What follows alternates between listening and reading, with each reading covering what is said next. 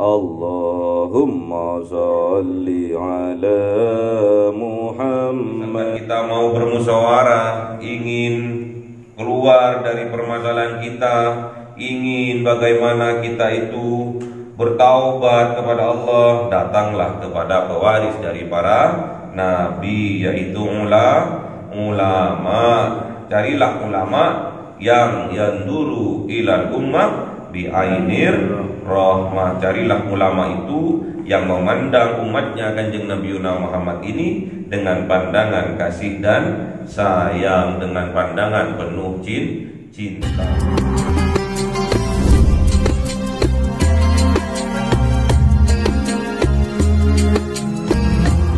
Sholli ala Muhammad ya Rabbi, sholli alaihi wa sallim. Allahumma sholli ala Muhammad ya Rabbi, sholli alaihi wa sallim. Sallallahu rabbuna ala nuril mubin Ahmad al-Mustafa sayyidil mursalin wa ala alihi wa sahbihi ajma'in walhamdulillahi rabbil alamin. Kalamun qadimul la yumallu sama'uhu tazaha am qawli wa bi'adwani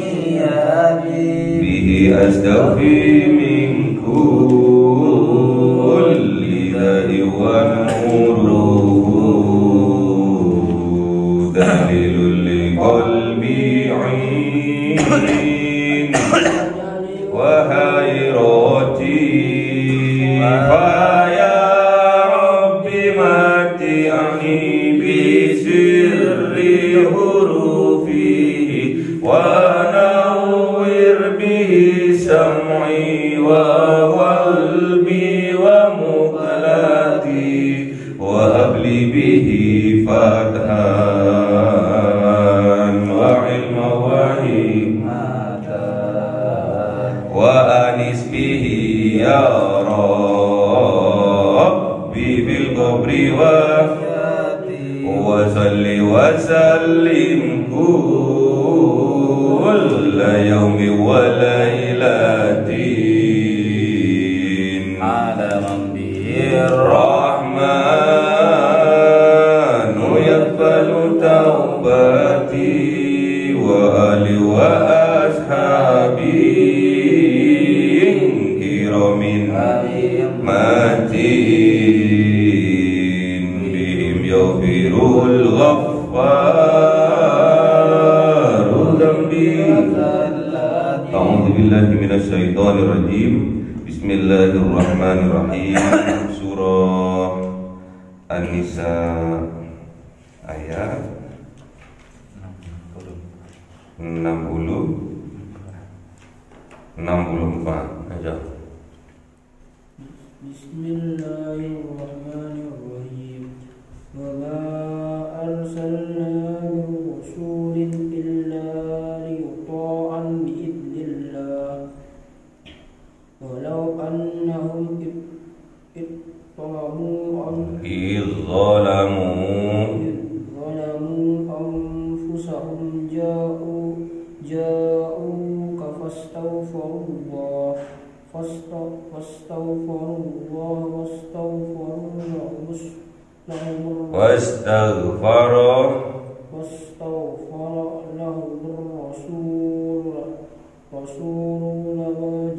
ar-rasulu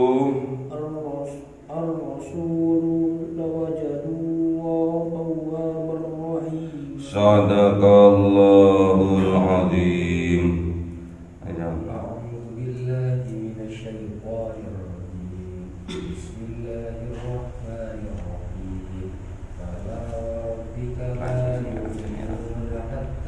Kurang aja speaker atas. ثم لا يجدوا في أنفسهم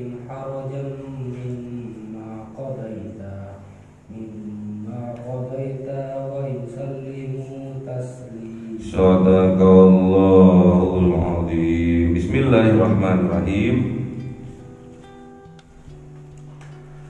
Wa ma arsalna min rasulin illa liyuta'a biiznillah. Wa ma, dan tidaklah arsalna, mengutus kami Allah Subhanahu wa ta'ala, min rasulin, dari seorang rasul pun, illa liyuta'ah, kecuali untuk ditaati, biiznillah, dengan izin Allah Subhanahu wa ta'ala.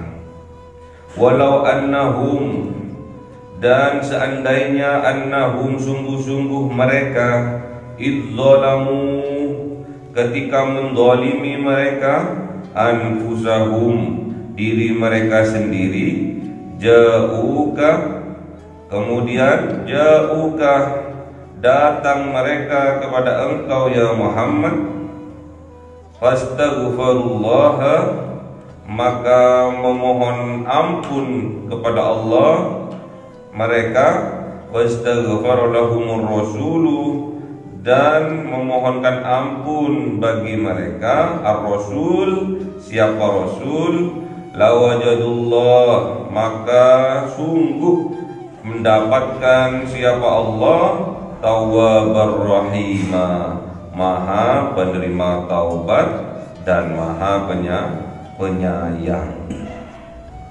Jadi Allah Subhanahu wa ta'ala tidak mengutus seorang rasul pun illa liyuta'ah, kecuali untuk ditaati. Jadi rasul diutus itu untuk ditaati, bukan untuk diingkari.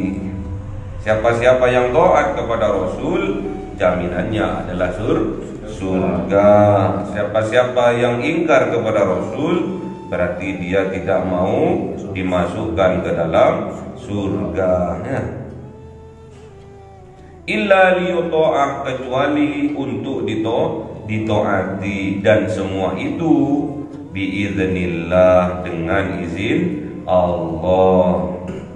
Jadi dulu waktu zamannya Kanjeng Nabi Muhammad, banyak yang taat dan juga banyak yang ingkar, termasuk pamannya Abu Lahab, termasuk juga paman dan tetangganya juga Abu Jahal, ya.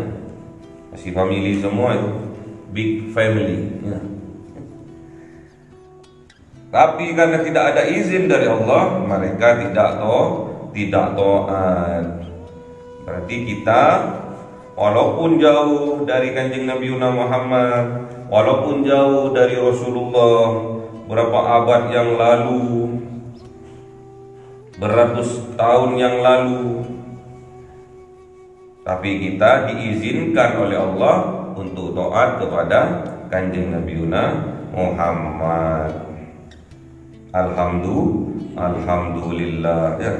Yang dekat aja, yang sezaman aja dengan Kanjeng Nabi, juga banyak yang ingkar kepada Kanjeng Nabi. Kok dilalah orang Malang, orang Indonesia, orang Madura, orang Jawa, jauh dengan Kanjeng Nabi. Kalau naik pesawat aja sekitar 10 jam. Terus zamannya udah beratus-ratus tahun yang lalu. Sekarang sudah berapa? 1444 Hijriah. Sekitar berapa? 15 abad yang lalu. 15 abad yang lalu, hampir kita sudah ditinggalkan oleh Kanjeng Nabi Muhammad, tapi kita diizinkan oleh Allah bisa taat kepada Kanjeng Nabi Muhammad. Alhamdulillah. Kita harus pandai-pandai bersyukur atas nikmat-nikmatnya Allah, termasuk nikmat yang luar biasa tatkala kita diberi nikmat iman dan Islam oleh Allah. Nikmat sehat kita syukuri, nikmat sempat kita syukuri, nikmat diberi umur panjang kita syukuri. Setahun kemarin kita juga melaksanakan puasa di bulan suci Ramadan, dan sekarang oleh Allah disampaikan kita ke dalam bulan suci Ramadan lagi. Berkah umur yang barokah, panjang umur barokah yang kita minta waktu kita di malam nisfu Sya'ban. Jadi Rajab itu menanam, bulan Sya'ban itu memelihara, menyirami, dan bulan Ramadan ini kita memetik buahnya. Jadi jangan sampai kita kehilangan momen untuk memanen amal yang sunnah dinilai fardu oleh Allah, dinilai wajib oleh Allah. Semua amal pahalanya dilipat gandakan oleh Allah. Semua kesalahan yang telah lalu, kalau sungguh-sungguh kita beriman dan mengharap ridho dalam melakukan puasa di bulan Ramadan, maka dosa-dosa kita yang telah lalu akan diampuni oleh Allah Subhanahu wa ta'ala.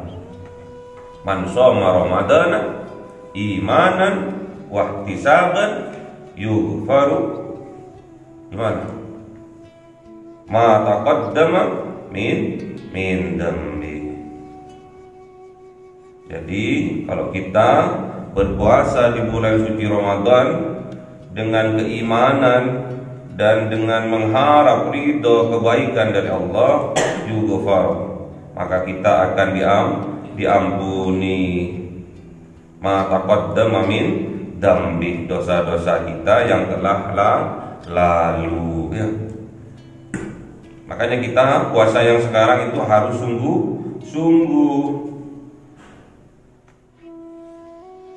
supaya kita mendapatkan mahkota takwa dari Allah. Ciri-cirinya orang yang mendapatkan mahkota takwa dari Allah, salah satunya adalah alladzina yunfikuna fis-sarra'i wad-dharra wal qadhimina al-ghaidha wal 'afina 'anil nas wallahu yuhibbul muhsinin. Itu ciri-cirinya nanti setelah bulan suci Ramadan, setelah kita beraidul fitri, ada 3 sifat yang kita dawamkan terus menerus. Itulah ciri-ciri kita mendapatkan mahkota takwa dari Allah. Yang pertama, alladzina yunfikuna fis-sarra'i wad-dharra. Yang pertama, kita itu loman, berinfak sedekah tatkala lapang maupun sempit. Yang kedua, wal qadhimina al-ghaidha, kita bisa menahan tatkala kita amarah. Dan yang ketiga, wal afina 'anil nas, dan kita bisa dengan mudah memaafkan kesalahan orang lain. Allahu yuhibbul muhsinin, dan Allah betul-betul cinta kepada orang yang melakukan kebaikan, terutama ketiga kebaikan tersebut. Yang pertama, suka infak sedekah, loman orangnya. Yang kedua, bisa menahan tatkala amarah, berarti orangnya penyabar. Dan yang ketiga, mudah memaafkan kesalahan orang lain, berarti dia pemaaf. Kalau ada 3 ciri-ciri ini setelah Ramadan terdapat pada seorang hamba, insya Allah hamba itulah yang mendapatkan mahkota takwa dari Allah Subhanahu wa ta'ala. Walau annahum idzalamu, dan jikalau andai kata umpamanya, annahum, sungguh-sungguh mereka itu idzalamu, ketika mendolimi mereka, anfusahum, diri mereka sendiri. Siapa ini? Orang munafik. Orang munafik itu mendolimi diri mereka sendiri.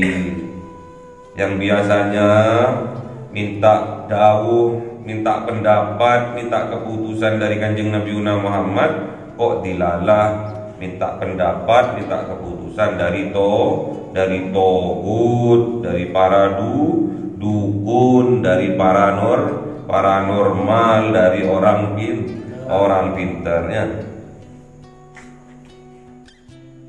Hati-hati kalau orang-orang munafik dicontohkan di dalam Al-Quran seperti itu, mendolimi diri mereka sendiri. Jadi kita sekarang misalkan kita mau bermusyawarah, ingin keluar dari permasalahan kita, ingin bagaimana kita itu bertaubat kepada Allah, datanglah kepada pewaris dari para nabi, yaitu ulama.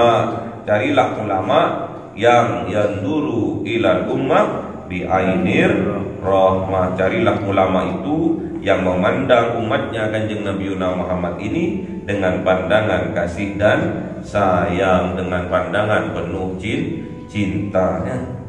Jangan sampai kita salah memilih ulama, karena ulama itu ada juga ulama ulama yang jelek ya, yang tujuannya segala aktivitasnya untuk urusan keduniaan saja ya.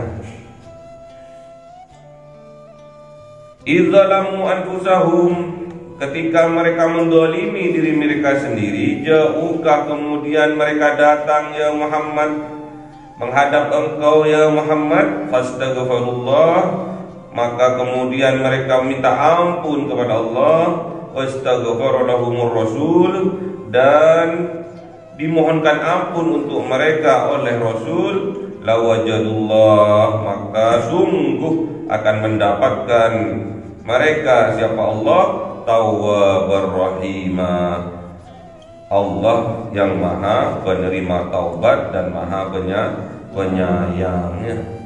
Kalau ada orang munafik, betul-betul dia itu telah berbuat zalim, terus datang kepada Allah untuk minta ampun, terus datang kepada Rasulullah untuk dimintakan ampun, pastinya lawajadullah, akan mendapatkan Allah tawwabar rahimah, maha penerima taubat dan maha penyayangnya. Jadi Allah itu akan menerima taubatnya dari seorang munafik yang betul-betul dia itu bersungguh-sungguh beristighfar kepada Allah, memohon ampun kepada Allah, bertaubat kepada Allah, dan juga disupport oleh ampunan untuk mereka dari Rasulullah, pastinya akan diterima taubatnya oleh Allah. Ini maknanya apa? Sekarang Kanjeng Nabi Muhammad sudah tidak ada. Kanjeng Nabi Muhammad Rasul itu lambangnya seorang insan, hakikatul Rasul insan, hakikatnya Rasul itu sama seperti kita manusia. Jadi tatkala kita mempunyai dosa terhadap sesama, kalau hanya minta ampun kepada Allah, itu belum diampuni oleh Allah. Caranya harus kita minta ampun, minta maaf kepada orang yang kita salahi, kepada orang yang kita sakiti, baru Allah akan mengampuni dosa kita ya. Jadi kita misalkan punya salah sama seseorang, terus kita datang minta maaf kepada dia, kemudian kita bertaubat kepada Allah, minta ampun juga kepada Allah, pasti taubat kita, ampunan kita akan diampuni oleh Allah ya.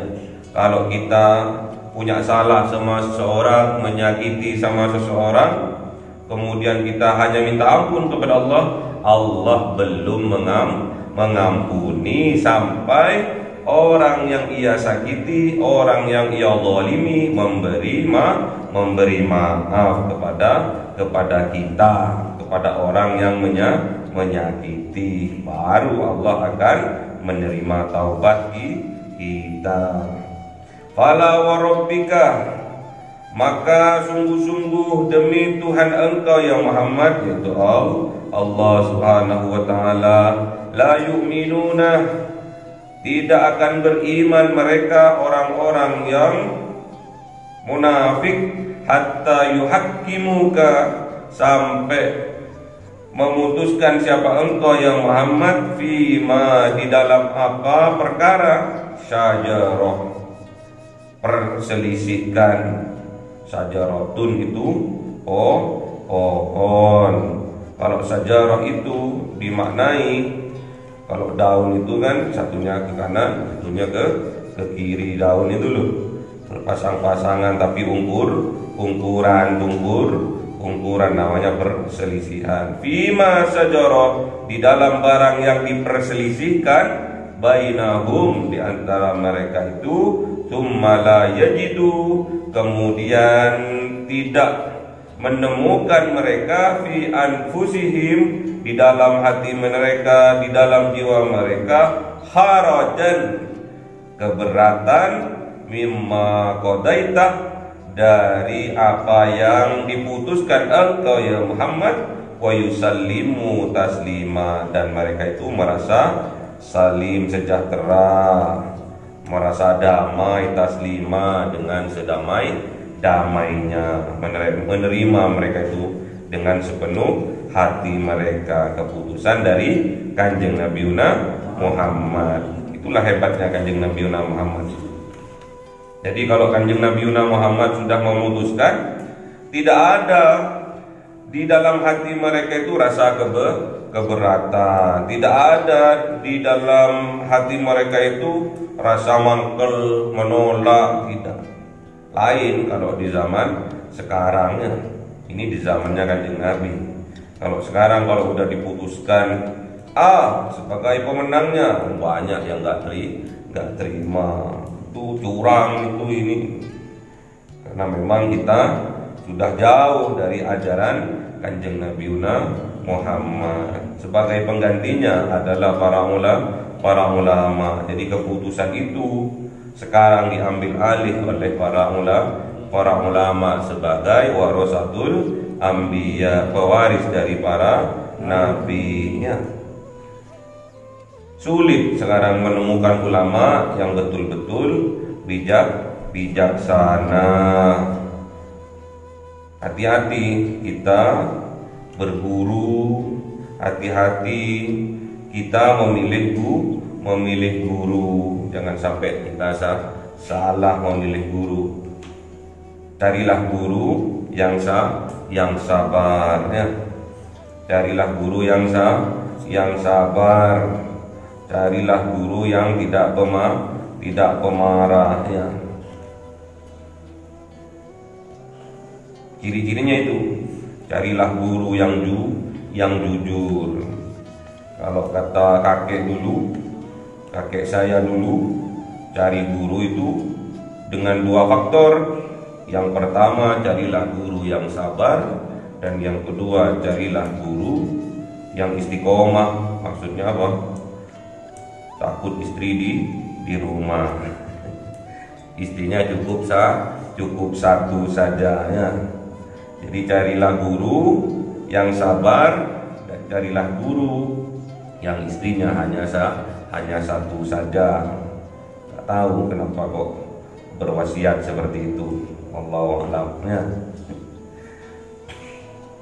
Jadi ketika Kanjeng Nabiuna Muhammad memutuskan di dalam perkara yang diperselisihkan di antara mereka, maka ummala yajidu fi anfusihim, kemudian tidak ada menemukan di dalam hati mereka grundel, kharajan, keberatan, grundel, mimma qadaitah, dari barang yang diputuskan, dari sesuatu yang diputuskan oleh Kanjeng Nabiuna Muhammad, wa yusallimu taslima, mereka menerimanya dengan damai, taslima, dengan sedamai-damainya, adem ayemnya, ademnya ya.